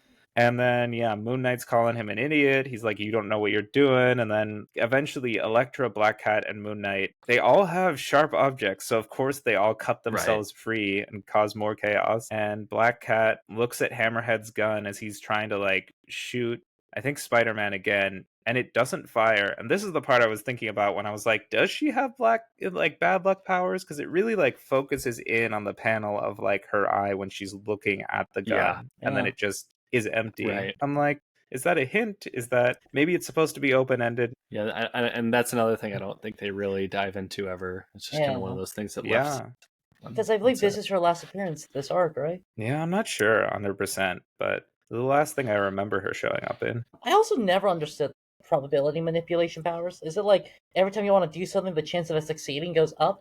Yeah, I think so. It's comics, like man. Luck is on your side. Yeah, it's whatever they want it to be. Really, the writer says this will go in your favor. I'm writing it that way. Yeah, because like it's like Domino or Long Shot or any of these guys. So like, but in this case, she look at the gun and goes like, "Powers activate." And if he still rolled like a natural 20, he still gets a shot off. Hey man, I don't know. Like, I don't even think there's rules. Yeah, there's no rules. Nothing has been established. I But would, yeah, yeah. Spider-Man breaks his hand on Hammerhead again. Yeah. And yeah, then Moon Knight also gets stabbed by Elektra. It gets rough pretty fast. Because then there's also like Hammerhead in the chaos manages to unmask Moon Knight and with his 2005 camera phone take a picture of his face and he's like, I own you now, like, which is also something that doesn't get followed up on because like we'll get to it by the end, but like that never really. I mean, partly because of what happens to both Hammerhead and Moon Knight, like in these couple issues. Yeah, that's true. It's a rough ending. Also, Elektra just then beats up Spider-Man, and the issue ends with her kicking him out a window, and he lands on a cop car. So like, it was a rough ending for everyone involved. That's my thing with Ultimate Elektra is that she fights Spider-Man a lot, and it seems that whenever they fight, she does pretty well against Spider-Man. Like, Spider-Man generally has difficulty, like, keeping up with Elektra. Yeah, I feel like a lot of it is just because she has more fighting experience, she's more well-trained, she is an assassin, and he's just a kid with a little bit of experience fighting crime. And also, I'll be real, I'm sure he's just thrown off by, like, a hot assassin in, like, tight leather, like, beating him up. Maybe. Like, that might have something to do with it. Maybe. You heard it here, folks. Nabil thinks Spider-Man is submissive. I mean... He's 15. Of course. He has no role yet, yeah. But the next issue begins with, again, Spider-Man laid out on top of the cop car, and the cops are like, what the hell just happened there? Like... And Hammerhead's like, oh shit, the cops are here. He's like, Elektra, I can't go back to jail. Like, I got a bad history. You don't want to know. It's hinted that the actual, like, Hammerhead that he has is part of, like, some experiments they did on him. Yeah. Seems like kind of a Luke Cage, like he was experimented on in prison kind of thing. Who knows? But he could also just be a mutant. There's a lot of hints that, like, it's kind of vague. But and Spider-Man wakes up on the cop car, and like again they start threatening him. They're like, hands up, or we. At least this time they just yell at him and they don't just start imagine shooting if they like immediately start unloading on him as he's laying on the cop car. Yeah, he'd be dead. Hammerhead goes like, it's like, I gotta get out of here, and Elektra just kills him. Yeah, she's like, oh, so you can't pay me now. So our deal's off. Immediately flips. She stabs him, and she just kicks him out a window, too. Yep. So that's two people in a row going out the window, and this will not be the last time.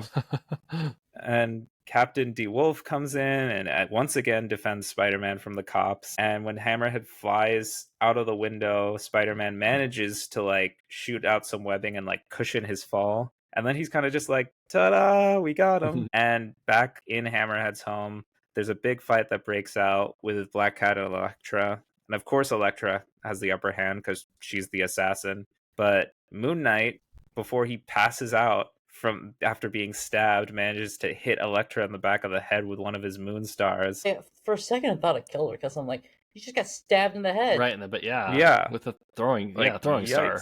Yeah. Like, this arc is brutal. Yeah. Like, everyone's getting stabbed and thrown out windows and, like, hitting the head with stuff. And she falls out the window, right? Yeah, she is the third person in a row to get tossed out of this window. And he doesn't... Like, Black Cat tosses Spider-Man doesn't web her up on the way down. She flat out lands in a car, I think, too, like Spider-Man did. So I'm like, that's crazy. I think she's still alive somehow? Coma. Yeah. I think they say coma later at the end of this. Like, everyone's in a coma. Like, Hammerhead's in a coma, Moon Knight's in a coma, Elektra's in a coma. She should have said yes when he asked her out. He would have webbed her up to safety. Fair enough, yeah. And Iron Fist then threatens Black Cat after she frees everyone, but Shang-Chi's like, hey, we gotta go. Like, cops are coming. Like, he's like, I'll kill you. I think that's why he was in jail or whatever. Yeah, we're getting a glimpse as to what he did with his glowing Iron Fist. Like, he actually murdered people. So he's got a temper on him, apparently. Yeah. And the cops arrive, and, like, everyone who was conscious / alive, they're gone. So cops are left with pretty much nothing. And Spidey is mad at the Black Cat when they're up on the roof, and he's like, you're wasting all your potential. You're, like, skilled, you're beautiful, you're strong. You do all this just to, like, get revenge, and that's it. And she's like, yeah, I agree. This was kind of a wake-up call. I have more I can be doing. I have responsibilities, which is interesting. And I wish something that was followed up on a little bit more, because I don't really remember seeing much of her after this. I don't know if this is her last appearance or if she shows up for Miles Morales' run, to be honest. Oh, she yeah. does show up in that. She does. Oh, okay. Oh. That's cool, because I never read the Ultimate Marvel Miles Morales stuff, so that'll be interesting to get to. It's been, almost 20 years, so I don't really remember that one. I've heard the thing with Miles Morales is that some of his comics are not that good, but he himself is a good character. I like the latest run going on right now. Like, there's the Cody Ziegler run, and like the Ultimate when he was in the Ultimate universe. Yeah, it was just like I remember it being okay. I feel like I liked him as a character, but then just like some of the story, the stuff with his uncle was cool.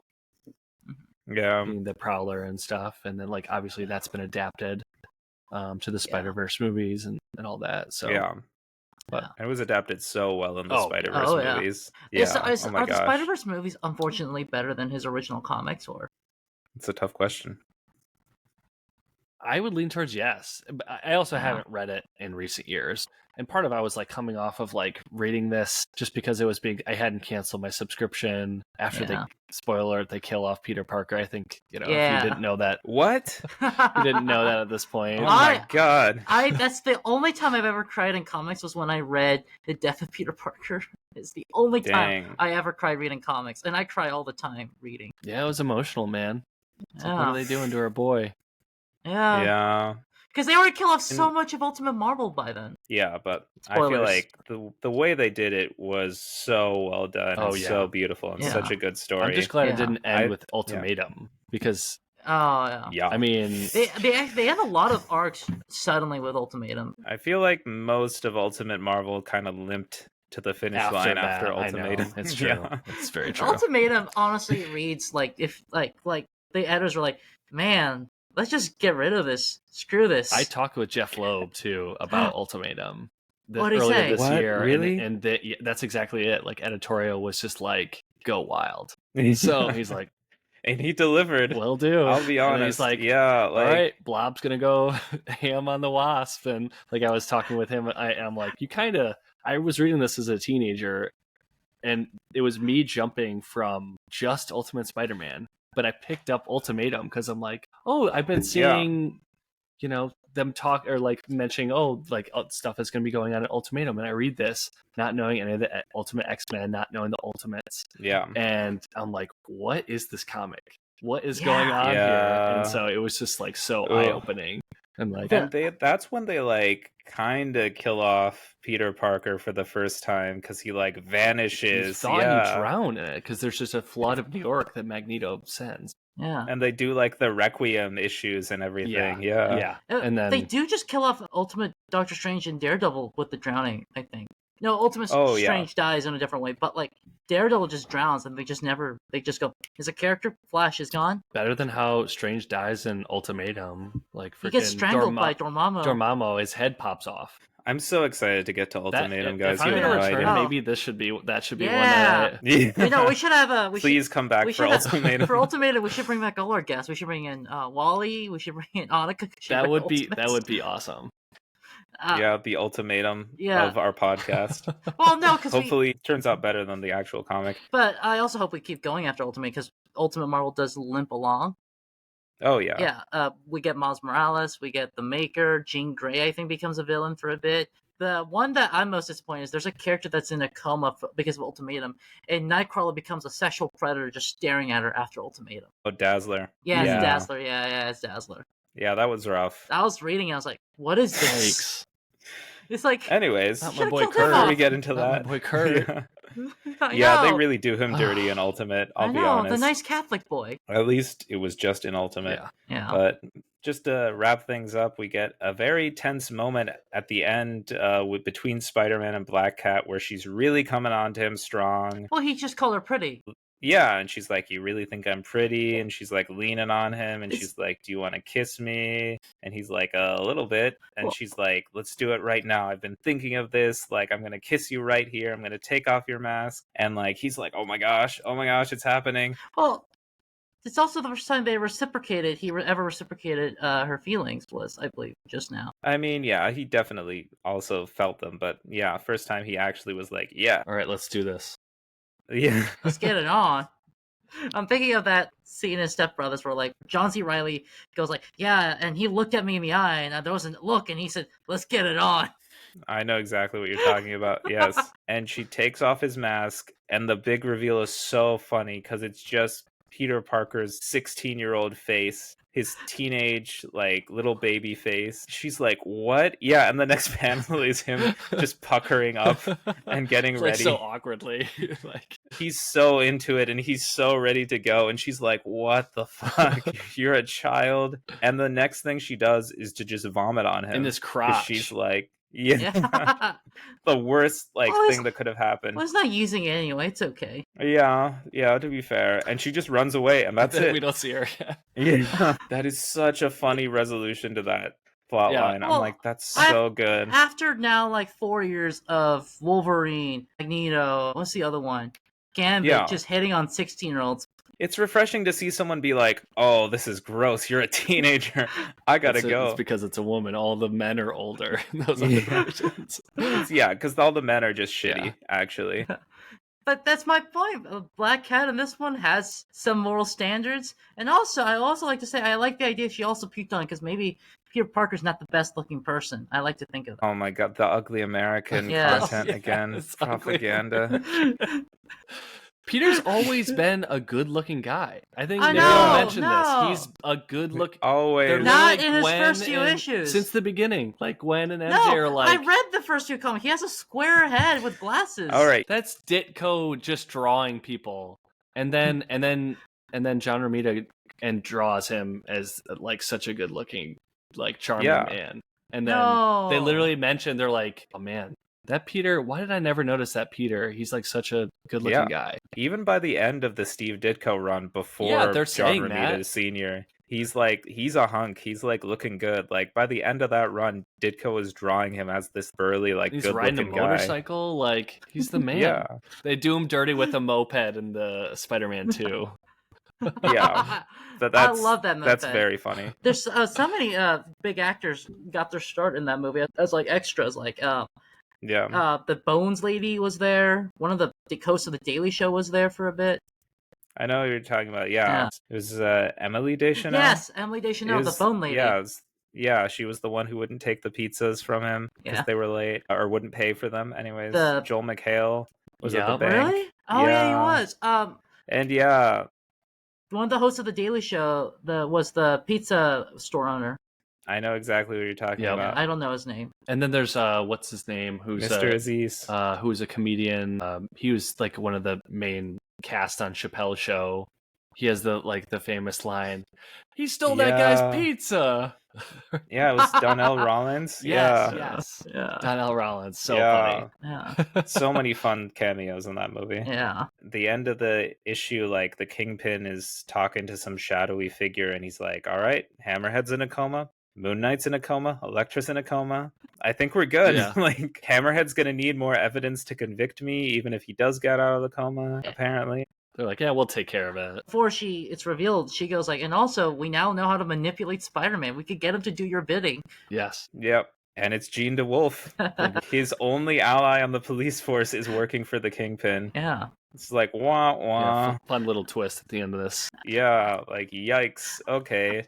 It was a little too good to be true, wasn't it? But he does make a point, because there is a thing where every character came to the realization Kingpin is better than Hammerhead, so you might as well side with him in this specific case. Yeah, but at the same time, you really don't want the Kingpin to succeed. You just want to make sure Hammerhead fails. Yeah, take them both down. Yeah. Oh. Ultimately, but if you have to choose between the two, I guess like get rid of Hammerhead first. Right. Yeah. Order of operations. He's currently doing a lot of bad, so yeah, his chaotic evil, as you said. Yeah, exactly. Yeah, and it gets even worse in the last page when Peter comes home and Aunt May's like, "Do you skip school again?"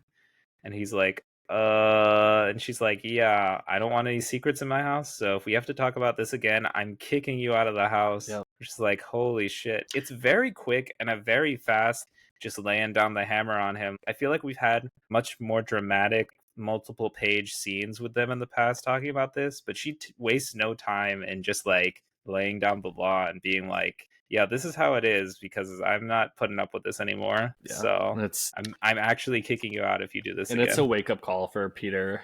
Yeah. So this Aunt May does get intense as opposed to like Six Aunt May. She threatens to kick Peter out. She flirts with the guy. She shoots someone towards the end. Yeah.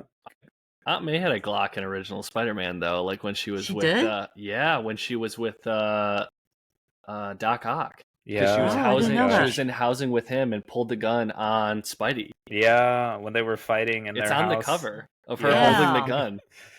She's like, not that nice Dr. Yeah, I Octavius, know. man. Like, how could you? And then she almost marries him. Yep. Yeah, but like in this one, actually, like a dozen arcs ago, she was the one laying the moves on Captain Stacy.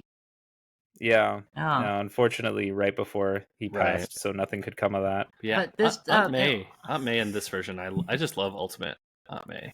Yeah, and she's just not this frail old woman like obviously the original Aunt May. She's not constantly on death's door. Yeah. Like every other issue. I feel this is why we have like younger versions of Aunt May now. Definitely. To be fair, Marisa Tomei is actually not that young. She's perfect age to be Aunt May, but yeah, I mean, there are issues that I'm just annoyed with all the constant jokes of like, she's hot. I'm like, yeah, we get it. It's Marisa Tomei. We can like chill out about it.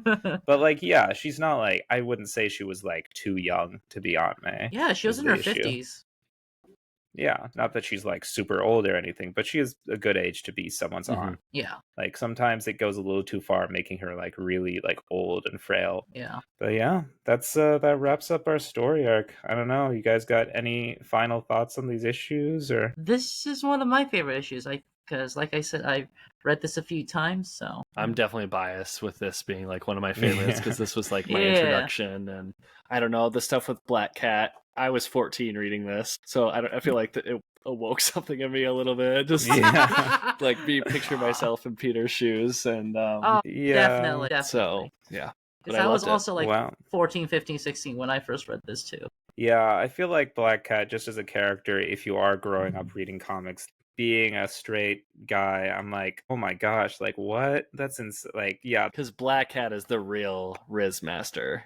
So yeah, that's, I'm sure every like teenage boy is like dreaming that like some beautiful woman is gonna like start like flirting with you hard and coming on to you just out of nowhere, and just like find you super attractive somehow. And then what's funny is the reality though of it, just like, oh, you're a teenager, barf, literally. That's actually horrible. Yeah, what am I doing? I gotta go. They kind of like bring it back down to earth. Nabeel knows I've lived with many queer people as an adult. A lot of them had crushes on Catwoman, Selena Kyle. So I feel straight guys go for Black Cat, and everyone else goes for Selena Kyle, I guess. And they're kind of like Black Cat's kind of based on Catwoman for sure. So yeah, it adds up. But this was a really fun batch of issues. Cameron, thank you so much for joining us again. Yeah, it was great meeting you guys, and thanks again for having me. Absolutely, and please, we'd love to have you back literally anytime. Yeah, anything you want to talk about or cover, we'd love to have you back on. Yeah, if you're willing, if this has not put you off to coming back. No, this has been great. I think you had a blast. It's finding time in my schedule. I have like young children. I've heard my daughter, so my daughter's name is Gwendolyn. Oh my gosh! I was lucky enough; it was a family name on my wife's side, and so and just my wife and I both liked the name, and then she got to name after her grandmother, and then and then some connection with my grandmother, her name, like my daughter's middle name too. So so dang, that's so sweet. That's sweet. Awesome. Yeah, so when I can find some time, I'd love to come back on. Yeah. Please, whenever works best for you, honestly. Yeah. Thank you so much again for coming on. And anything you would like to plug last minute, Cameron, like your Instagram or any handles? Or... my Instagram is Ripstick Comics, RIPSTIK Comics. I'm probably gonna change the name. When I created the handle, honestly, Ripstick Hamilton was my like one Instagram handle, and I'm like, it was COVID. I created a comic book Instagram account, and it made no sense to anyone, but like it was a play. Ripstick Hamilton is a play on, I used to ride the skateboard Ripstick as a kid, and then I'm from Michigan, I was a big Pistons fan. Hamilton was like my favorite basketball player, and my last name is Hamilton. Yeah. Dang, awesome. Well, anywho, I'm glad to learn the origin. Yeah. I was kind of curious now. Yeah, and I get the full story on it now. It'll probably change like this year or next year. I'll change it. No. Well, if that happens, please, I would love to see what that is and hear the story about that as well. For sure, that'll be awesome. But yeah, please follow Cameron on Instagram and follow us, Josh. First, what's our email for listeners to reach out to us if they want to send us any emails on thoughts on the podcast, comics we read? It is ultimatecomicspodcast@gmail.com. That's comics plural, podcast singular, ultimatecomicspodcast@gmail.com. And just message us with any ideas, any thoughts, any things you like or dislike. We love to hear from our fans. Yeah, and if you agree or disagree with Josh on one of his various takes on this show, like I have done so on Instagram. Yeah. Well, he mostly agreed, so I think people are like on my side. Yeah, the people want you, Josh. They're on your side. Damn right. Yeah, you can also find us on Instagram once again at Ultimate Comics Podcast, and on YouTube and TikTok also at Ultimate Comics Podcast. You can like images from the comics that we post, TikToks, Reels. We do full episodes on YouTube with video. So please follow along, and thank you all so much who are already following and listening. Until then, take care and make mine Ultimate Marvel, everybody. Bye-bye. Bye.